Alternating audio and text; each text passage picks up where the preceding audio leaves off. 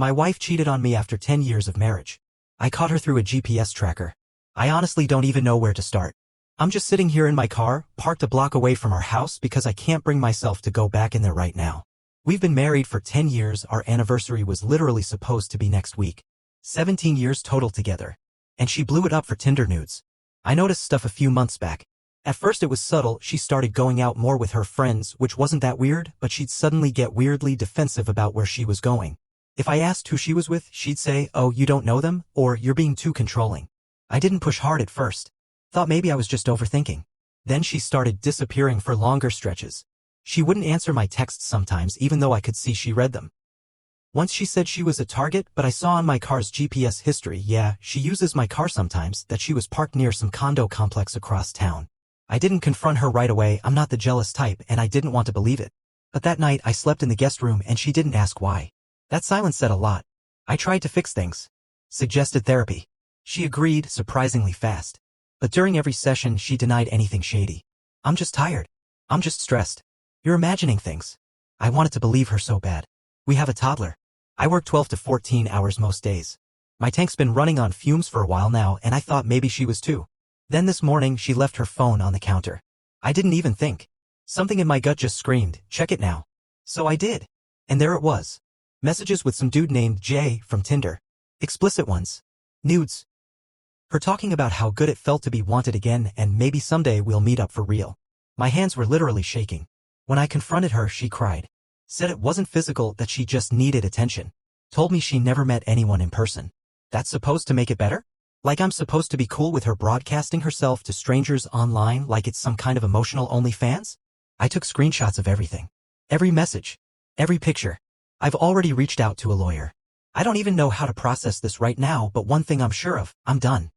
You ever have that moment where your body knows something before your brain catches up? That's what happened when I opened her phone. It was like watching a car crash in slow motion. I scrolled through the messages and honestly, I felt like I was intruding on some stranger's life. Because the woman in those chats? That wasn't my wife. She was flirty. Playful. Sending selfies I've never even seen before, posed, filtered, biting her lip, arching her back. I didn't even recognize her. Like she saved her best version for some random dude named Jay and gave me the leftovers. He was eating it up, obviously. Responding with lines like, "Damn, your husband must be blind and wish I was there to help you relax." And she was loving it. Eating it up like a teenage girl getting her first taste of attention. She even joked about me. Said I was always tired and probably wouldn't even notice if she disappeared for a weekend. That one stung more than the damn nudes. Like I was just some background noise in her life. Like the man who's been killing himself at work trying to give her and our son stability was just invisible. When I confronted her, I didn't yell. I didn't even raise my voice. I just showed her the phone and said, "So who's Jay?" She froze. You know that deer in headlights look? That was her. She tried the usual, "It's not what it looks like, I never met him, I was lonely, blah blah blah." I just stood there holding the phone while she fumbled through half-baked excuses. Not once did she apologize. Not once did she say, "I messed up." Just excuses. I told her I'm getting tested for STDs and a DNA test for our son. That lit a fire under her. She got offended. How do you question if he's yours? Lady, how dare you risk everything we built for some Tinder sleaze who sends dick pics with Snapchat filters? I didn't sleep last night. I packed a bag and went to my brother's place. Sat on his porch until the sun came up. I can't eat. I can't think. I just keep hearing that line in my head. Maybe someday we'll meet up for real. That's the part that haunts me. Not the cheating. Not the lies. But that she was seriously thinking about replacing me. I went back to the house this morning. Not because I wanted to, but because I needed clothes and my laptop for work. She wasn't there, left a note saying she took our son to her mom's. Thought it would be better to give you space, it said. Funny how the woman who just blew up her marriage is suddenly thoughtful. Anyway, while I was grabbing my stuff, I noticed something sticking out of her nightstand. A card. Curious, I opened it. It was an anniversary card. Apparently she bought it ahead of time. It had all the usual fluff, 10 years with my best friend, through the ups and downs, I'll always choose you, here's to forever. I read it like someone was shoving broken glass down my throat. Every word was a slap in the face. She wrote the card while actively sending nudes to another man. Like she was living two different lives and just hoped they'd never collide. I didn't cry. I just sat on the edge of the bed, holding that stupid card and felt nothing for a second. Just numb. Like someone hit the off switch inside me. I don't know if it's grief or rage or both, but I feel like I'm watching my own life from outside my body. Later that day, she texted me. Said she wants to talk. Said she messed up but never stopped loving me. I didn't answer. What the hell is there to say? She had 100 chances to be honest. 1,000 chances to fix what was broken. But she chose a stranger on a dating app. Chose validation from a guy who probably sends the same lines to 10 women a day. I talked to the lawyer again. We're moving forward. I'm not dragging this out. No counseling, no second chances. She can cry into her anniversary card all she wants. I'm done being the fallback plan. The hardest part? My son.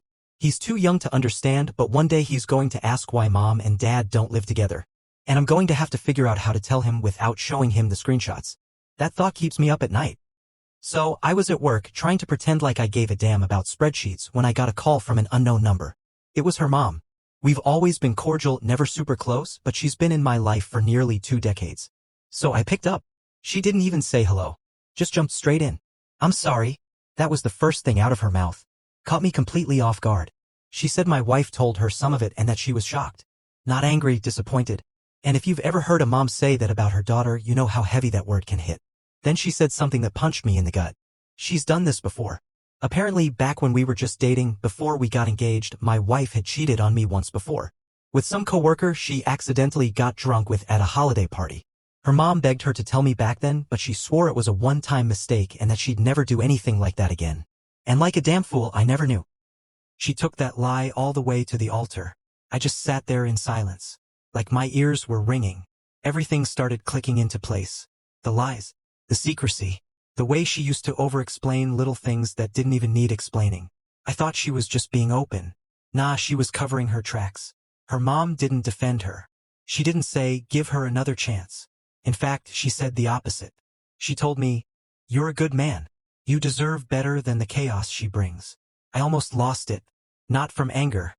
Just this deep, hollow ache in my chest. Like a truth I didn't want finally caught up with me. This wasn't a mistake. It was a pattern. And I just missed it.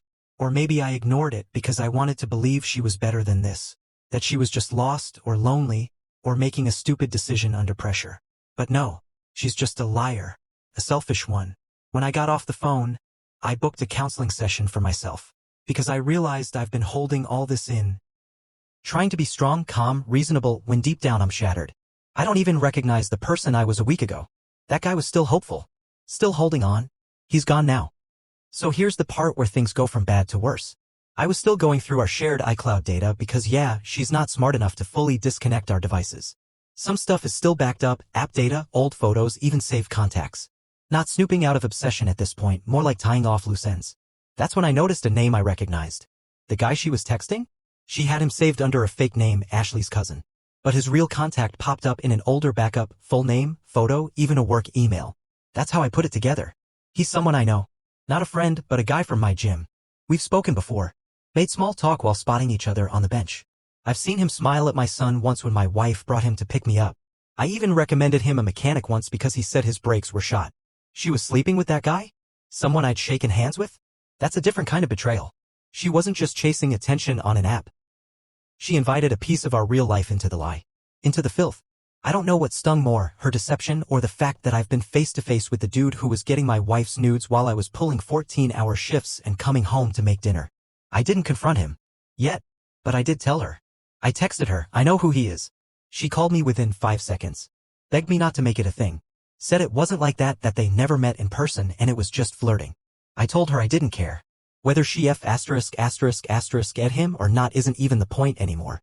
She welcomed him into my life behind my back. She broke down crying. Not because of guilt, but because the walls are closing in and she's losing control. Good. The lawyer is moving quickly now. We're drafting a temporary custody agreement. I want my son to stay with me as much as possible. I don't trust her judgment.